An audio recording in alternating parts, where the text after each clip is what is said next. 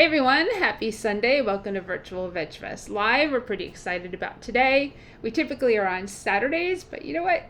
Sundays I actually kind of like better overall. So thank you to Plant Based Network and Plant Based Fans for sponsoring our lives this week. If you want to become a plant-based fan, you can do that by going to the Plant Based Network website. And of course, Virtual Veg Fest, you can shop on virtualvegfest.com, which is pretty cool, and support our vendors to help them get through this. And right now, our current contest is Pass the Buck. Every dollar that you donate to Piedmont Farm Animal Refuge through our Pass the Buck campaign, you get entered to win a prize. For every dollar you donate, you'll get entered to win that contest, and that's a prize pack from Hodo Foods.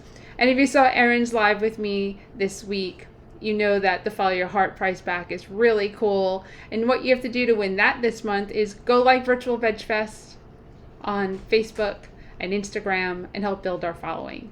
And that you'll get a chance to win one of three prizes: Crafters Organics, Follow Your Heart, or Sun Warrior. So thank you to them for helping us to build our following. So today we've got Meredith, and she's in Florida, and I'm going to bring her on so she can hear what I have to say. There she is. Hey, Meredith. So, Hi. hey. So, pretty excited about this. Vegan hospitality is something that we all kind of want and need in our lives. And you're going to share with us more about that. And we spent the last 15 minutes talking and getting to know one another because you're new to me. And I'm super excited about the fact that I saw your post on, I think, a vegan professional page, and I jumped on it to be like, what is this Aruba thing? I totally want you to come on live and let's talk about what you've been doing, what you've done. And you have lived such an interesting life and where you've been, and we're both from New York, and I'm looking forward to having everyone learn more about who you are and what you do. And I'm going to throw it at you to share that. Thank you. I'm excited to share. I'm excited to meet your audience too. And so if you guys have any questions, feel free to ask because I love answering questions. So like you said, my name is Meredith Marin, and I am a social worker by training, but I was launched into this crazy world of vegan entrepreneurship when I moved to this little Caribbean island of Aruba. Have you ever been to Aruba? I haven't. No? Okay. Well, you have to go and then you'll be able to see what I'm talking about in person. So when I moved to Aruba, I moved there because my husband's from there, and we met when I was on vacation many years ago. And long story short, we fell in love, got married, and ended up moving back there. And when I moved there as a vegan, there wasn't a lot for me to eat. So, of course, I could go to the supermarket and buy beans and produce, but when I went out to eat with my family at restaurants, they just basically served me the pasta primavera, which I'm sure you're all familiar with, the pasta with vegetable dish when the chef doesn't know what to do.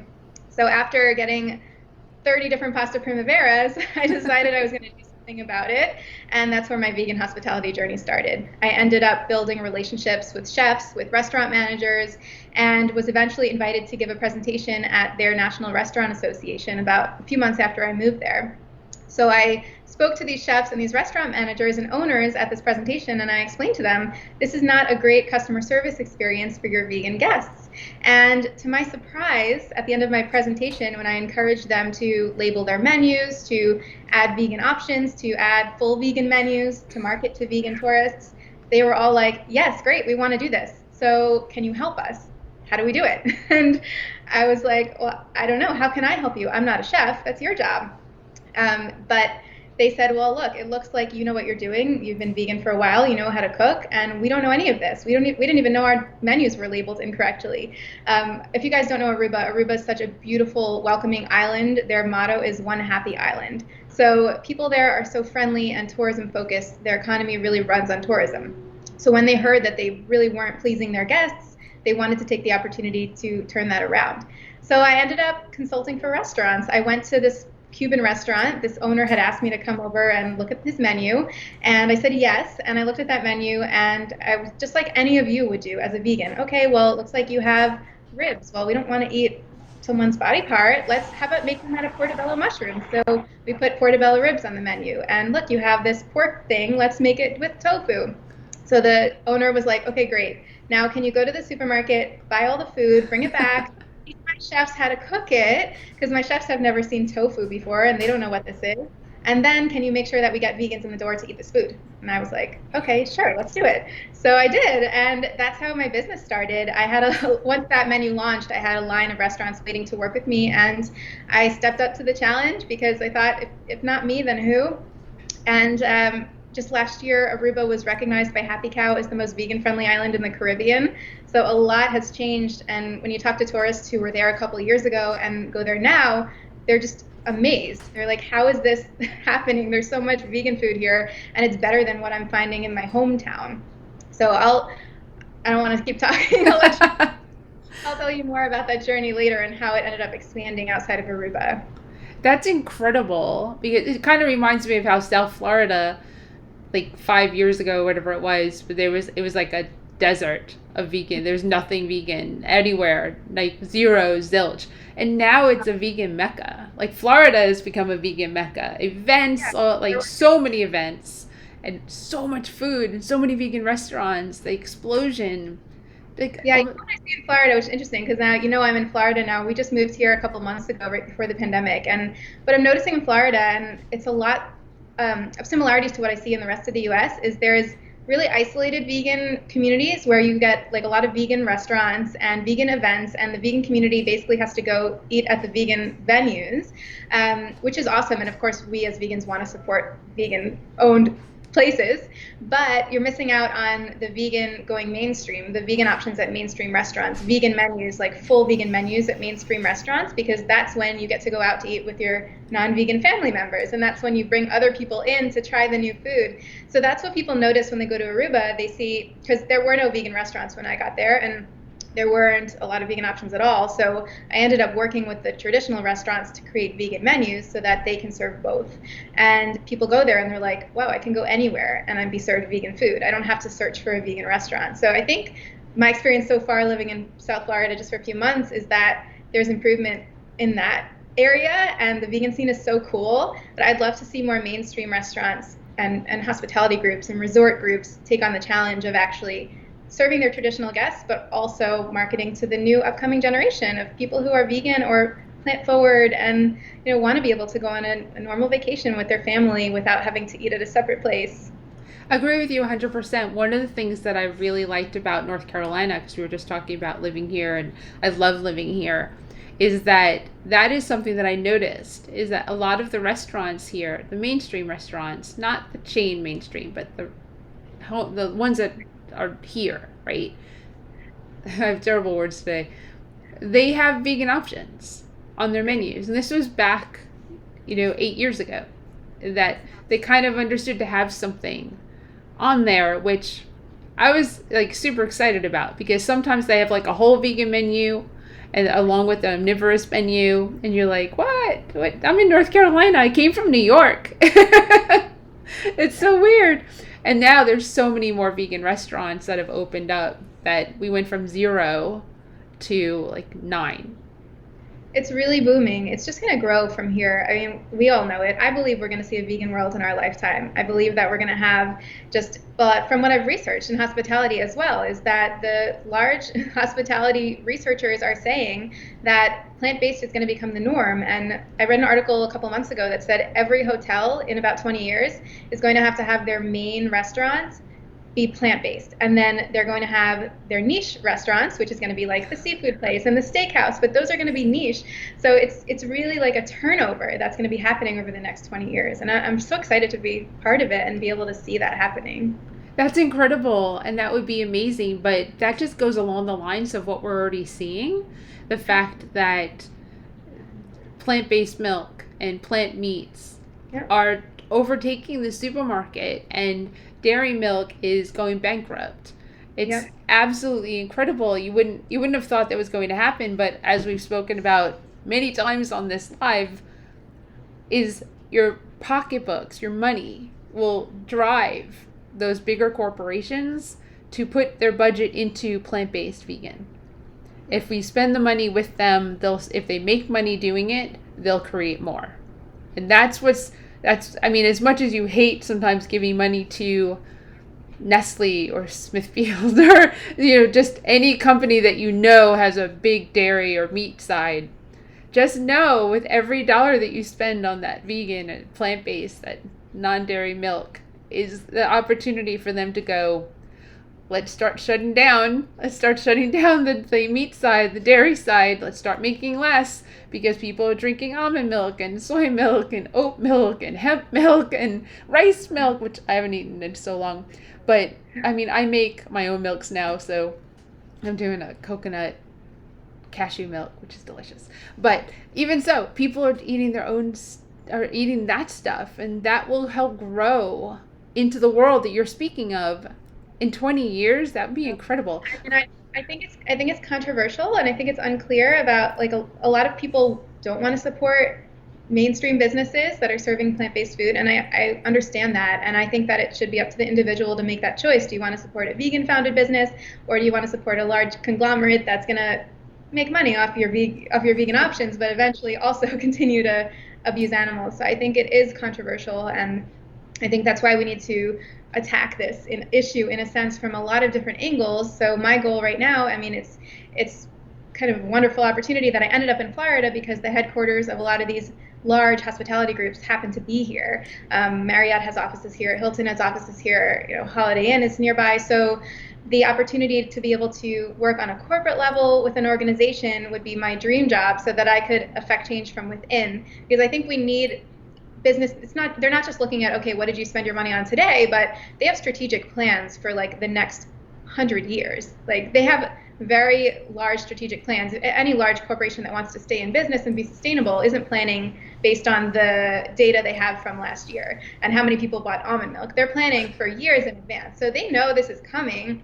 But I think it's the work that we can do is pushing them to do it quicker, pushing them to do it better, so that it's actually creative, delicious plant-based food and not veggie burger 101, you know, black bean burger, so that it just happens better and happens faster, and so we can shut down animal cruelty as quickly as possible. So that's when I try to do my work. My mission is to expedite the inevitable future of hospitality.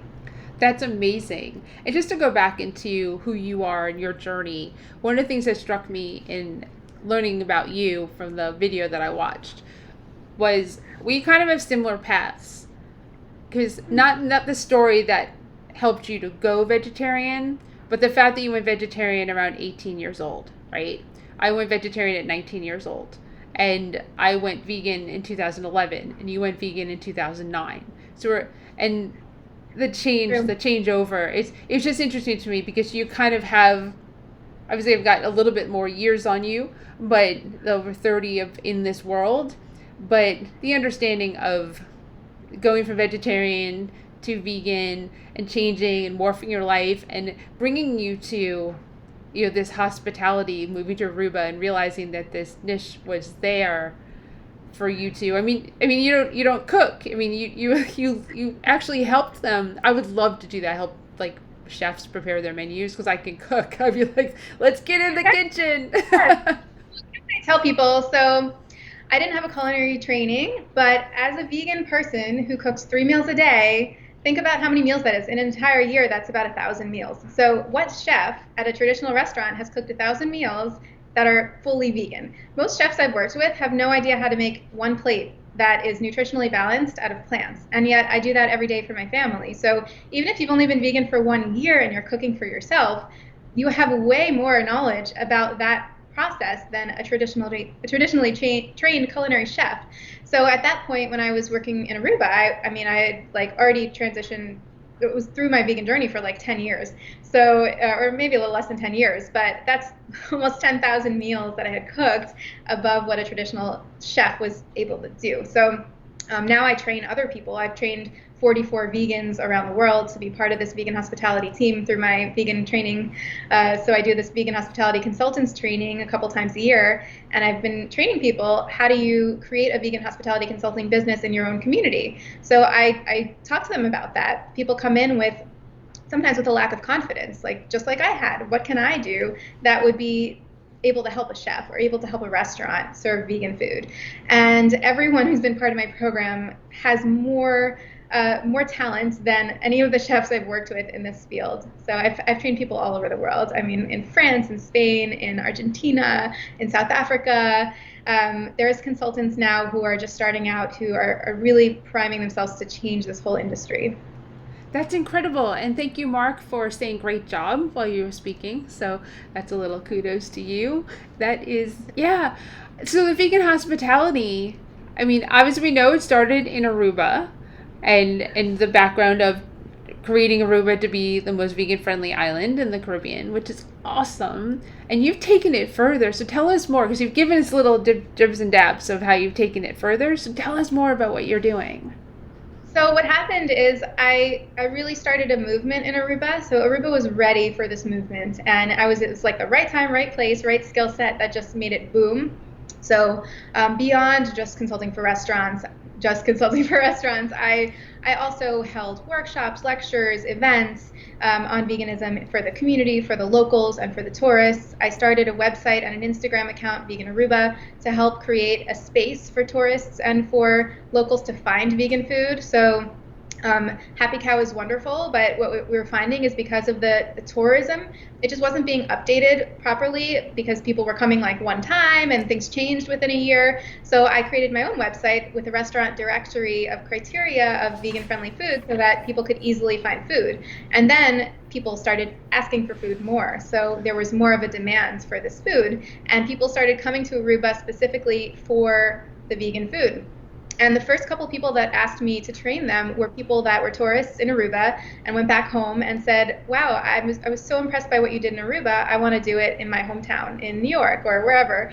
So then I started getting more and more messages from people asking me, I really want to learn how to do this. Or can you come to my city and do this? Right. And I thought, okay, well, I can't go everywhere. I'm not going to like travel to every country and veganize it. So the best thing I can do is to research what did I do that really worked and what method did I use, because by then I had worked with over 10 restaurants and I had a method that I was using to train these. It wasn't just chef's training, I was doing service training, supermarket tours, menu creation, marketing.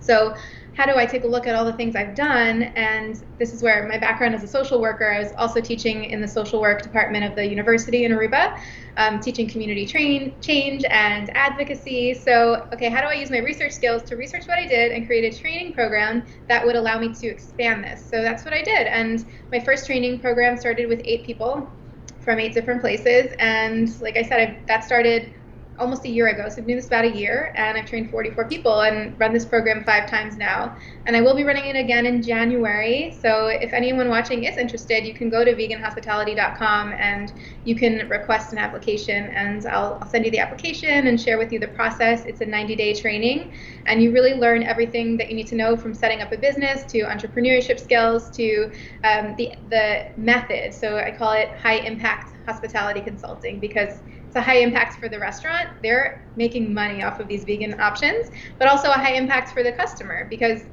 my belief is that a customer should be able to go to this restaurant as a vegan and not have to ask any questions. They should be able to have the same experience as a traditional customer. So they should be able to go and know the server knows exactly what veganism is. They're not going to make mistakes. They're not going to stand there and tell them the special of the day is sea bass, and you shouldn't have to listen to that. Right. Crazy experiences. There's so much detail that goes into this vegan friendly experience that I think just a lot of vegans haven't experienced. And vegans go to these restaurants and you almost feel ashamed. Like, you're like, oh yeah, I'm vegan. Okay, like I don't want to bother anyone. I don't want to ask for something special. It's an embarrassing experience as a customer, and people shouldn't have to have that experience when they're going out to enjoy a meal. So you learn everything from how to evaluate a traditional menu and understand if you should create a fully vegan menu or add some options, to how do you give a chef a supermarket tour and take them through the supermarket through the eyes of a vegan customer, helping them understand nutrition labels and ingredients, recipe development, menu writing and labeling, taking you through how do you actually get into a kitchen in a restaurant and train a chef or a team of chefs. One training I had was 10 chefs, and none of them spoke English, so that was an interesting one. We made it work though. It's a great Italian restaurant. And then taking you through a service training. So when you train the servers of the restaurant, you're actually changing their life too, which is something I didn't realize in the beginning. But I would go back to these restaurants and hear from waiters and waitresses who would tell me, oh, since your training, I went vegan, or I'm starting to incorporate more plant-based foods into my life, because they understand now why customers are coming to ask for this stuff. So through that, and then also marketing and building a movement and community change strategies. So it's a really cool program, and it's high demand. I already have a bunch of applications in for January, even though I haven't advertised it yet. So I do recommend, if you are interested, to reach out as soon as possible to get in for January. That is incredible. So Anne, hey Anne, I haven't seen her in ages, but she said you're awesome. And Anne had found a lot of information from you last year before our trip to Aruba. You helped them out so much. I think that might have been for your honeymoon. It might have been, because I think that's when Anne got married. It was last year. You can tell us, because I remember that. So yeah, no, that's pretty awesome. Someone I know actually utilized your tools. Yeah. Not something I expected to happen in my life, or in, who could ever have expected this kind of weird journey, right? No, you never know. That's where the best things happen. That's exactly where the best stuff happens. I'm super impressed by you and everything that you're doing in this program that you have that's coming up in January. Is there a cost to it? There is. It's right now it's $1,500 for the training, and it's for 12 weeks. So you get it's all done live. I do live weekly trainings, and then I also do private coaching with everyone who's part of the program. So it's really a very tight-knit network. Everyone who's part of this training is like part of my team. I work really closely with you, and you're part of this alumni network forever, until the world goes vegan, of course. I hope to put myself out of a job one day, but we're a really close team, and we continue to work together. Really, someone once said, Meredith's building an army. Like, I want to really build a team of people that are ready to tackle this issue and help move the needle as quickly as possible. That's incredible. And Anne updated that it was for her son's birthday. It was her son's birthday present. Oh, that's awesome. Her son is adorable. So that's a great birthday present. So yeah, this is like way above like anything that I thought that you were doing. Like I said, I'm learning all about vegan hospitality, what you're doing through you, because that is the one piece I didn't look at. I looked at you and your Instagram. Well, my Instagram is it's kind of a mix of business and personal. I position myself as a vegan mentor, because I have a separate business account for my vegan hospitality account, but on my personal Instagram, I want to mentor vegans to step up as leaders and help them build the skills that they need to speak out confidently for the animals. So I've noticed through my work and through all mentoring 44 vegans this year, and I have a social work background as a therapist, that people they really want to do more, and they lack the confidence to speak out because they're afraid of what's going to happen, afraid of what people are going to say to them, afraid that people are going to ask them questions about veganism that they don't know how to answer.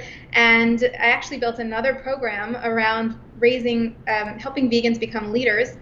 So vegans that are not necessarily ready to go into the hospitality field, but they want to start a vegan business, or they want to become more activism focused. And that's a program that I've been promoting for the past couple of weeks. It's actually almost filled up. It should be full like within the next couple of days, but it's called the Vegan Leadership Accelerator. And that's on my personal website. If you go to my personal Instagram, it's at Meredith Marin, Marin, or meredithmarin.com, you'll see all the information about the Vegan Leadership Accelerator. So my mission really is just to keep responding to what the call is. So as people need support, I want to be there to use the skills and resources I have to support them, so that they can use the skills and resources they have to support the movement as well, so we can really work together to see the vegan world happening.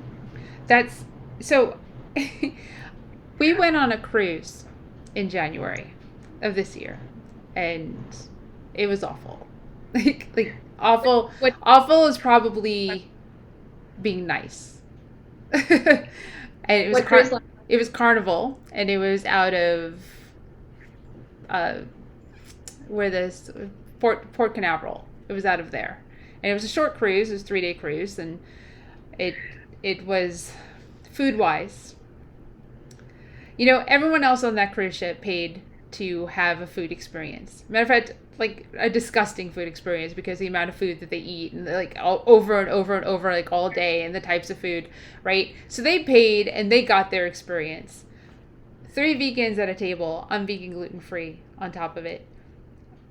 I from night one through the last day, I was the head chef, the head of food and beverage on the ship, maitre d's, sous chefs have all came to our table because they fed us non-vegan food.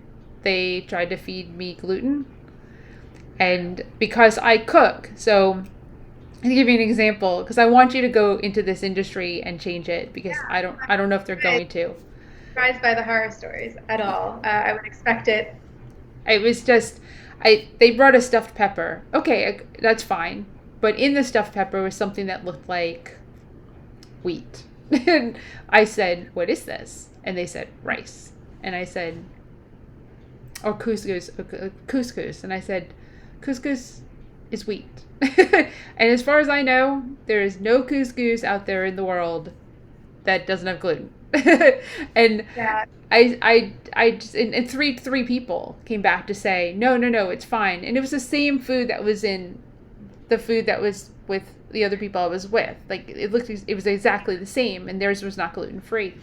And I said, "What is this?" And then they finally came over and said, "It's semolina rice. It's semolina." I said, "Semolina is wheat." Every vegan or person with allergies has had an experience like that, and it's just such a disaster and liability for the corporation, and it's happening all the time. And I think it's so unfortunate that these companies aren't being strategic about the planning that they're doing for their customers with allergies or for their vegan guests. Because so there's a vegan Facebook group, you should join it. It's called Vegan Crusade or Vegan Crusaders or something. Yep. So people who are constantly going on cruises. So cruises is just actually a really interesting thing in general for vegan hospitality because cruises are one of the least sustainable forms of travel. I mean, it's just awful as far as sustainability is concerned. So it's just interesting to me that vegans go on these cruises, but they do. So vegans do go on cruises, and they deserve to have a food experience that they're paying for. So the way that I've learned that cruises are rolling out vegan food right now, and this is from what Royal Caribbean did almost 2 years ago now, they rolled out a whole fleet-wide vegan menu, is that they're leaving it up to executive chefs on the specific ships. Instead of creating across-the-board menus or across-the-board trainings, best practices, they're just leaving it up to individual crew members to figure things out. And that's a recipe for disaster. And I mean, anyone who's ever done a large-scale project management, you plan events, knows that you need streamlined output when you're going to be creating a change. So if I were going to work with them, I would be creating strategic plans across the board where it would be a training program where you would train all the chefs in menu labeling. Like, you would just train everyone, all the servers. What they're doing now is the chefs just create a menu, and then some chefs are doing a great job training their staff, their service staff, and other chefs aren't training their service staff at all. So there's just no accountability. That's why you see, if you're on this Facebook group, that some people are having amazing experiences on certain ships in the same company, and other people are having terrible experiences on different ships through the same company because they're just not streamlining the way they're putting this out there. And I think it's a testament to how quickly veganism is growing, because these companies are like, oh shoot, we didn't plan for this, so now we have to launch vegan menus this year because it looks like people want to eat this food and we don't know how to deal with it. So they're going for it quickly, which is a good thing, but it's not going to last because people aren't going to be happy with that experience, and eventually they're going to start getting lawsuits when people get really sick from the food that's not streamlined. So I really hope to be able to, now that I'm in Florida, and the cruise ports are here, I'm in Fort Lauderdale.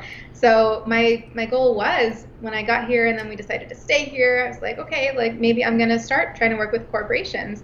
Of course, there's a pandemic and hotels have a lot of bigger cruise lines. They have some bigger things to worry about right now and aren't even sailing. But hopefully in 2021, 2022, I will still be here, and that'll be one of the main focuses for my business, is to work on the corporate level with these cruise lines or with these large resorts to help streamline the experience for their guests. So if anyone knows of a higher level contact at one of these corporations, I'm more than happy to take a meeting and figure that out, because it's so important to have this streamlined.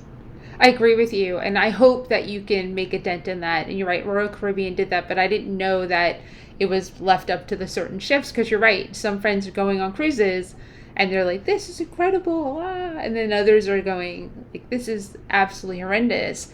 And I've had the same experience myself with different cruise lines, And I mean, at this point, I don't think I'm ever I'm so turned off for multiple reasons of cruising, and not just the environmental impact, but the COVID impact is not really. I mean, we were on a ship in January, and COVID was probably around, and thankfully. I didn't get sick for that reason. I just got sick from being fed food that probably wasn't vegan and wasn't gluten free, and yeah, it's not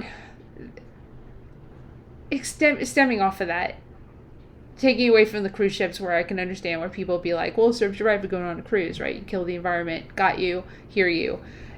The reason it's a good way to travel is you get to go to multiple countries in 7 days and see things that you couldn't see for that price point. Lodging, food, entertainment, you just can't get that for that price point pretty much anywhere else. And that's the reason why I think cruises are popular, even though there's an environmental impact. But what you touch on isn't the fact that we're on a cruise ship having that experience, but the fact that vegans, plant-based, whole food plant-based, gluten-free vegans, all of us, even lacto-avo vegetarians, still deserve to have a meal without feeling like we need to hide under the table when we go there, right? Yeah, to a restaurant. It's really interesting. I was having I don't want to call it like a Instagram comments argument, but let's call it a chat. Every vegan's had those with a hospitality executive, and we were arguing over this term dietary preferences or dietary requests.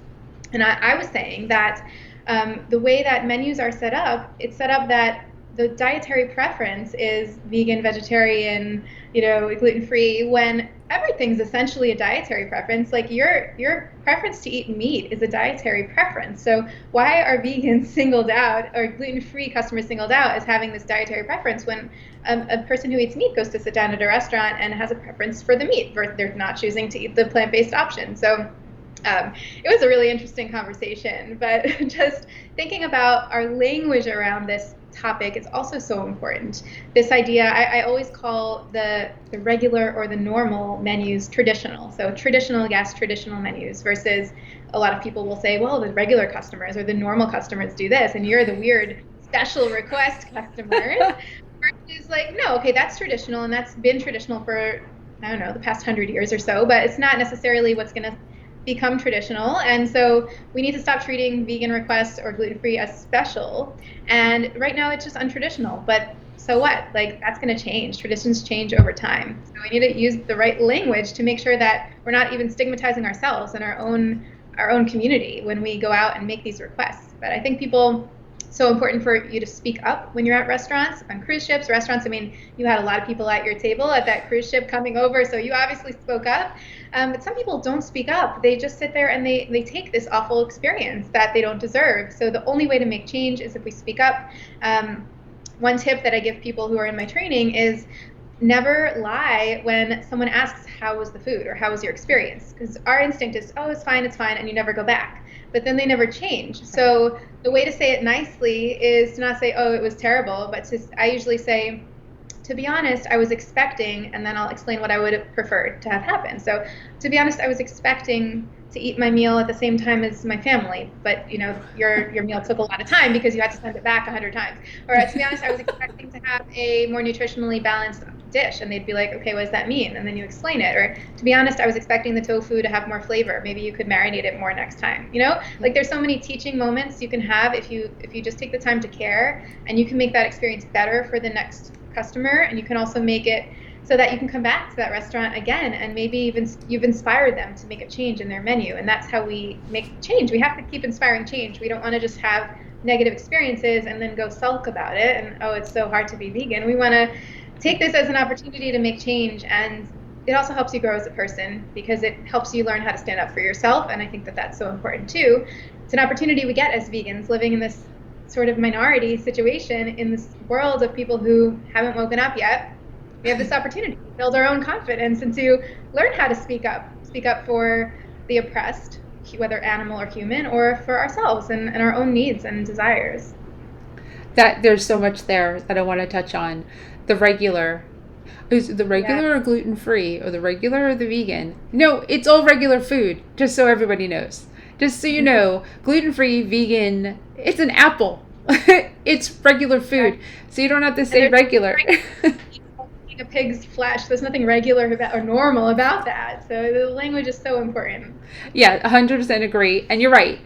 It's only the fact that there's a meat centric menu and people ordering from that, and the restaurant, the owners, the managers, the chefs, whomever, want to call that their regular clientele. That's only because of societal norms. That doesn't necessarily mean that that's not clearly not our norm, right? Right, I mean, because it's what they're serving. If they started serving more plant-forward food, their regular clientele would change. And they oftentimes make the mistake, they think, okay, well, this is what our customers want to eat, so we'll just keep serving it. And if we were getting requests for vegan food, we'd start serving vegan food.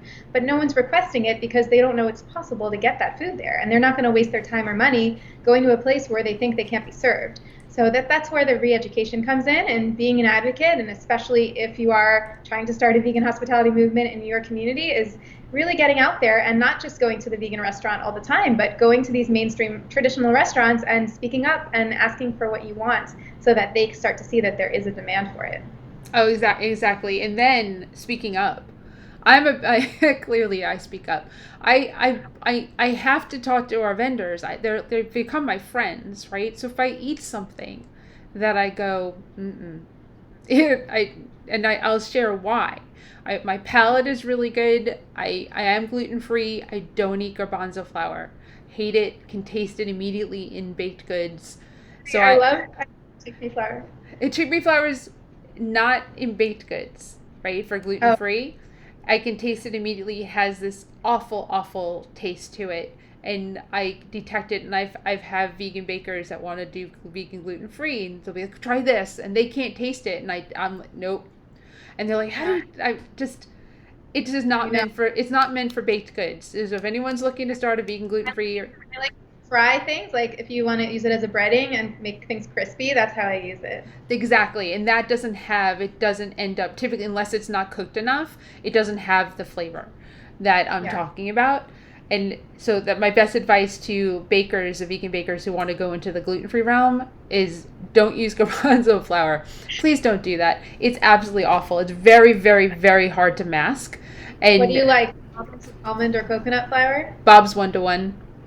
Uh-huh. And there's the King Arthur's has a measure to measure. I haven't used it yet, but I have a baked mix by King Arthur that uses it. So yeah, those tend it makes it easier. And yes, I have almond flour and tapioca starch and potato flour, like all that. You can combine them. You can do, but having somebody else having done it, and the 1-to-1 is set to where you can actually use it. The reason it's 1-to-1 or measure to measure is that you can use it as if you're using a wheat flour. Yeah, And it's so easy to bake now. It's so easy to use make any vegan recipe because you have a replacement for everything. Like I was baking muffins the other day, and usually I would have had to like measure out the flax seeds and grind them, and it was like, oh, I have just egg. I can just use that as an egg replacement. It was my first time using it in baking. It's like, this is amazing. I don't have to. I essentially just follow the recipe. There's just so much available now. There's really no excuse for any restaurant that can't do it. 100% agree. And they don't, I mean, they don't realize, and part of that is this, that it's just letting people know this is undercooked even, I mean, and I also get the fact that you go into a restaurant that you absolutely love and adore and has like all this vegan stuff, and there's been times where the food hasn't been up to snuff, and I haven't said anything. And I'm trying to reconcile why that is within me as to why I haven't said something. And it's because I just, well, it's local. They know who I am. That might have something to do with it. But then that's a reason to say something. So Oh, you and want I, to and you want to encourage people for doing a good job. You want to encourage people that are trying. You don't want to turn them off from serving vegan guests or from doing new things or being creative. So, you have to use your best judgment and not beat yourself up if there was a moment where you didn't speak up. I mean, it's not our job to be critical, but it's our job to be supportive. And so that means different things at different moments. exactly. Thank you. And I advise other people, say something. Like, this wasn't good. And don't go into social media. Please don't go into social media and be a keyboard warrior. Please don't do that. You know what? The only way to really facilitate change is to go have the conversation, not yelling and screaming at somebody or telling them how horrible they are and what they did wrong, but go have a conversation, like you said, and share, like, what your thoughts and feelings are about what you experienced. And you know what? It's Yeah. not always going to be received well. That's okay because people get defensive immediately, but I guarantee you planted a seed for them and they might come back later and go, thank you. I was having a bad day. It wasn't the right time, because you don't know when it's a stranger if it's the Yeah. right time or not. So, Writing a negative review publicly is the best way to shut down a restaurant from serving vegans. The restaurant that was trying something new, they're gonna say, and I've had restaurant owners call me, oh, these vegans are so critical. They wrote a review that they give us 4 out of 5 stars because we didn't have vegan wine. And I was like, well, you should have taken my recommendation to have a vegan wine list, because that was part of our training. So why didn't you do that? Like, you deserve the 4-star review, essentially. But if that person had said to the manager, hey, I really would have liked to have a vegan wine list, it would have been different. The manager wouldn't have called me and said, oh, these annoying vegans are bringing our ratings down. She would have taken that as a consideration and been like, oh, multiple people are asking me for this. Maybe I should do that. exactly. It's communication. It's one of the best things in the whole entire world. You can facilitate change. You can make things happen just by having a conversation, just like this 100%. one. Yeah. The only time I do put negative review or recommend it is if you find out that a restaurant is lying to their customers. Like, if a restaurant has something mislabeled and they are refusing to relabel it, if a restaurant is not being honest or clear about what the ingredients are in their food. Those are the kinds of reasons why I would broadcast that to the public. But otherwise, if it's just something that you are unsatisfied with, you want to make change, you want to inspire people, support them, encourage them. And it can be hard for vegans to stay positive because we're constantly inundated with negative stuff all the time. Images of animal cruelty and bad restaurant experiences, and our friends and family being annoyed with us. And it's so easy to get down, but we have to stay up because we're a light to the world, and we're bringing this movement. We know we have to stay focused on our goal. We know that we are in it for the long haul, and we know that we're going to make this amazing change in the world, and we are doing it. So the best thing we can do is just support each other and stay positive. Thank you. Sure. That was great. I couldn't have said it better myself. And I kind of do a lot of off the cuff stuff. So you definitely are clear in what your path is and what you're doing. And I would love to work with you in some capacity somehow, because I knew that before we started, but I just wanted to feel and see, like, well, let me see who she is because you get that intuition of who a person is and what they're doing, and I didn't even know half of what you were doing. So Thank you for finding me and for doing this. This is really cool. I love just reaching new people and having new conversations. And yeah, if there's a way for us to collaborate in the future, that'd be really cool. Yeah, that would be absolutely amazing. And to everyone, that was watching, can you share with them again how they can find you and sign up for your classes and just anything that they can do with you? Of course. Maybe we can share it like on the post in writing or something. But you can find me on Instagram at Meredith Marin, MEredithMarin.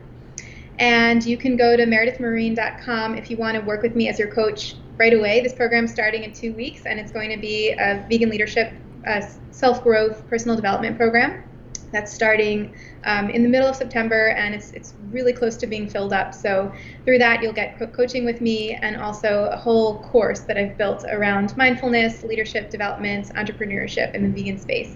So you can go to meredithmarin.com for that, and for vegan hospitality, you can go to veganhospitality.com, and there you'll see the Instagram account as well is linked there. You can request a brochure for the training. You can apply for an interview with me.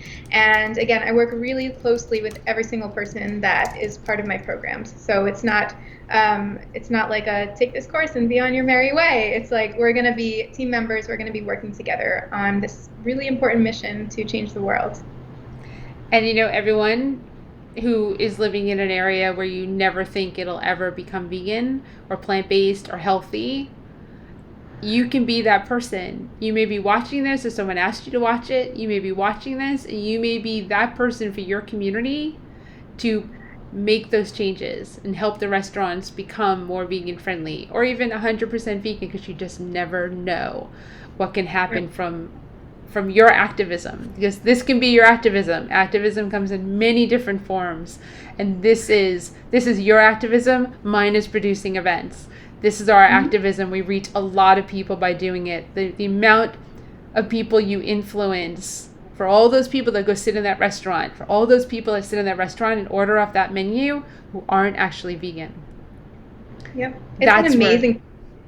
The first time I went to a menu launch party of the first menu I created, and I got to actually see people eating the food that I had helped the chefs create, it's an incredible feeling to know that, oh, look, I created this menu and people are actually enjoying the food.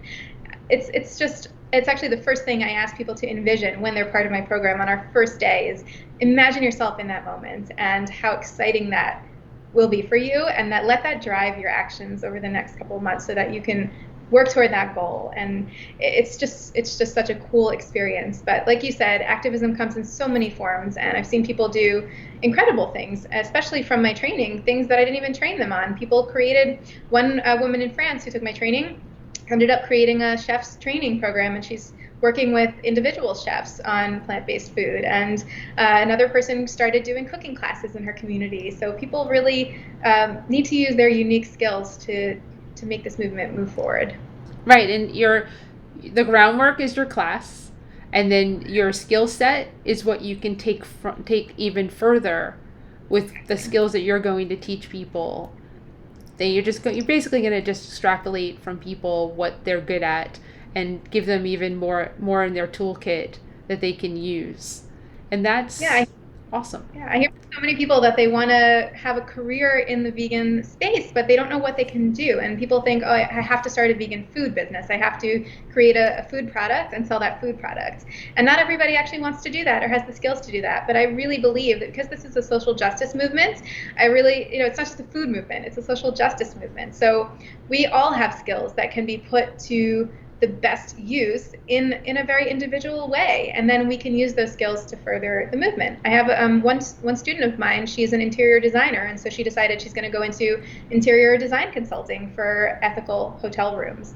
So it can just go so far if you just believe in yourself, and if you're confident and believe that you have this ability to help people. I've said this before on Instagram. People ask me about building confidence because I do like random stuff on Instagram. Like I randomly dance for people, and they're like, "How are you confident to do that for all these people you don't know?" And I tell them, confidence doesn't mean that you believe you're the smartest person in the room or the prettiest person in the room or even the best at what you do. Confidence just is your belief that. Excuse me. Bless you. It's your belief that your actions matter. That's it. Like you believe that what you do impacts the world, impacts other people. And that's undeniable. We know that whether we like it or not, everything we do every day has an impact. We don't exist in a vacuum. So being confident just means you acknowledge that what you do matters. And so then you have this choice to make. Do I want to be intentional about what I do and actually choose my path, or do I want to blow in the wind and not acknowledge that my actions have a purpose and have an impact? So I love that message, and I love working with people to help them build their confidence, because I see people do amazing things once they just step into their own power and into their own path. That is absolutely so cool. And Susan just said, I love this approach of changing restaurant menus. Thank you, Susan. Really super impressed. Thank you for all you're doing and for all the people that get to be part of your world, because you are making a huge difference and you're creating like all these little minions to go out there and spread it even further and internationally even. So really, that is the coolest thing. I'm so glad that I found you on that post, that I just so happens that I was looking at that moment in time, because otherwise, it just goes through the Facebook stream. So that was a serendipitous day for me, and I look forward to what the future holds and how many more people that you get to do this with, and seeing it in action. So really, Thank you so much. oh, you're welcome. And for everyone, thank you for watching and your comments. And I wrote in the comments the Instagram handles and the website so that they're there. If people want to see them, they're in the Facebook comments. And for everyone else, next Thursday we have Eleni on. She's out of Philly now. She used to be in Durham. Pretty excited, and we'll talk about what she's writing. And we won't have anything next weekend because it's Labor Day weekend. And again, let's finish up with, because I didn't do this the other day, I forgot, wear a mask over your nose, under your chin. Please wear a mask, social distance, wash your hands, be smart. Let's get the virus under control, because then we can actually do these things that we just spoke about in person. You can travel, you can go feel more comfortable eating at a restaurant, 'cause I don't. No, it's not going to happen. I'm not going to sit in an enclosed space where the virus can float in the air through the air ducts. Not okay. Outside, safer. So get your food, take out, go sit in a park, bring it home, do something else. But social distance, take care of yourselves. And one other thing, please don't forget to vote. If you're watching from the United States, or any country in the world, don't forget to vote. Very, very important. So thank you, Meredith. You're amazing. And everyone else, have a great rest of your weekend. And we will see you soon. Bye. Bye.